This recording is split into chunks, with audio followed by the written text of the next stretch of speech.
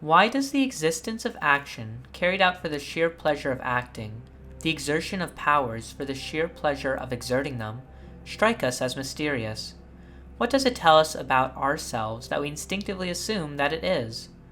David Graeber, in his essay, "What's the Point If We Can't Have Fun?"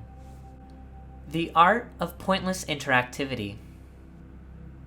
There exists a common view that video games can be broken down into simplified objectives that, when achieved, reward the player with satisfaction and pleasure. Thus, they are fun. These objectives can range from completing individualized levels, getting from point A to point B, or simply just surviving. The majority of games can fit this categorical view, as they have clear definitions of what it means to win. But what happens when there are genres of gaming that blur the line between objectivity and subjectivity? Enter the video game genre of simulation. Simulation games are nothing new, for they've existed as long as any other genre of gaming, with the Sumerian game, a 1964 text-based economic simulator, commonly attributed as the first.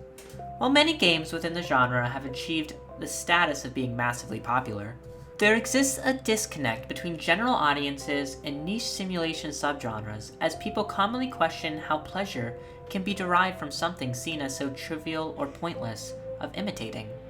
Yet, simulation has emerged as one of the most popular genres to date, and also is commonly used within the subgenre category of a game to highlight and emphasize the primary focus. And in no better place can this be seen than in the Fulbright Company's 2013 game, Gone Home.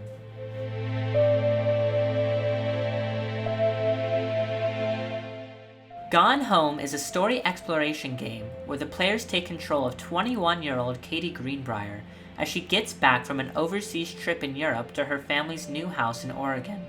However, when she arrives, she quickly realizes that no one is home, and it is up to the player to investigate and find out what happened. While the game first and foremost is trying to tell a narrative about a dysfunctional family and a coming-of-age gay love story, there are multiple subgenres and differing player experiences that are nestled in. For example, a common conception when players first play the game is that it's going to be scary. While many discredit or question this initial feeling, as there is a severe lack of traditional horror tropes within this game, it isn't entirely unintentional. We can see this within the options menu of the game, an aspect of gaming that most write off as being pointless interaction, where there is a feature that allows the player to have all the lights in the game turned on. This proves that the Fulbright team understood the effect of horror that its game was giving off to its players, and is another example of an aspect of a game you may think was pointless. But that's simply not true. Creating this spooky landscape for the player to come back to immediately places the player within Katie's shoes. I mean, of course there's going to be an element of horror returning to an empty house, new to you, with all of your family missing and things left in disarray. It is in these moments where the environment furthers the narrative purpose that we can see how simulation and interactivity can be crucial to the aspect of a game. And that is exactly how pointless interactivity within Gone Home thrives.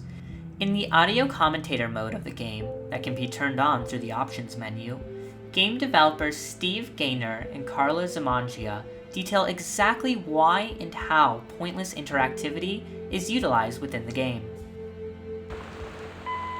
A lot of Gone Home is about pointless interactivity that is sort of things being interactive for the sake of them being interactive, but it really comes from our inspirations of immersive sims like System Shock and Bioshock and Thief, where a big part of the design philosophy behind those games and Gone Home is that the world needs to be really internally consistent, and there's this feeling that if there's something that your character might do, you should be able to do it in the game. So in Bioshock, for instance, you can flush all the toilets and you can turn on all of the faucets, and that's also true in like Deus Ex and Dishonored. And sometimes the water fountains in Deus Ex give you 1 health or whatever, but really you can interact with them because there's this expectation of if you could interact with that, if you encountered it in this world, we should let you do that, right? So, all of the faucets in our game can be turned on, and they can be turned on so that you can turn them on and you can flush all of the toilets, and it extends into our philosophy behind you can pick up every plastic cup and toothbrush and Kleenex box, not because it's going to add a whole lot to your understanding of this world to be able to look at the underside of a cup, but to pay off that expectation and say to the player, yeah, you could pick that up and look at it, so we're going to let you do that, and it's going to be consistent interactively with the stuff that is important, and that makes it your job to look at everything and give it your attention, and for you to decide and understand and figure out. The game mechanic of allowing the player to pick up, hold, and throw everyday ordinary objects that do not have direct connection to the narrative is a way in which video games have emerged as a new story medium able to play to its own strengths. Gone with literary tropes like Chekhov's gun, where authors have to directly state in the text if they want an object's presence to be known. Instead, games are simply allowed to blend items and objects within the background and present the player with a much more fleshed out environment due to the visual medium. Pointless interactivity is crucial within these moments, for it helps to strengthen the objects in the game that can be assigned direct value to the narrative structure. And while Gaynor and Zamanjia say that these are pointless objects that should not be given much thought, it is not reflected in their design philosophy. There are dozens upon dozens of audio logs just like this that describe a number of objects around the house, and how each one was given extensive care, whether that was the Russian salad dressing in the fridge that they modeled after a colleague who spent time over there teaching, or a furnace that was a throwback to the Home Alone series and just how spooky basements can truly be. Each item was distinctively and intentionally placed in order to breathe life into these characters that we never see in the flesh. Gone Home needs pointless interactivity, because at the heart of it is a game about these pointless objects and the way our personalities, lives, character, nature, and being flows through them. We see the collection of items as the characters themselves, and we feel their presence even in their absence. So, not to be cliché within how abstract arguments are structured and typically resolved by stating that maybe this doesn't actually exist, but in this case it's true. What Gaynor and Zamanjia call pointless interactivity in their audio log then goes on to explain how these interactions are not pointless.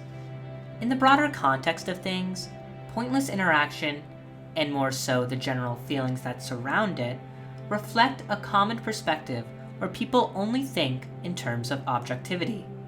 Whether something has a use that gets us to our intended goal does not denote if the object has inherent value or not. For we can assign value to the most trivial of things. There is purpose to be had in interacting with something, even if it is simply for the joy of that interaction.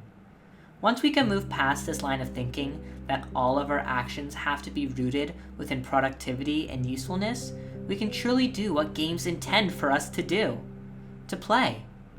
Within the field of ludology, the driving question is behind why humans play, and pointless interactions is a key source in which we can further uncover some of the truth to this question. To end, I want to address David Graeber's essay, "What's the Point If We Can't Have Fun?"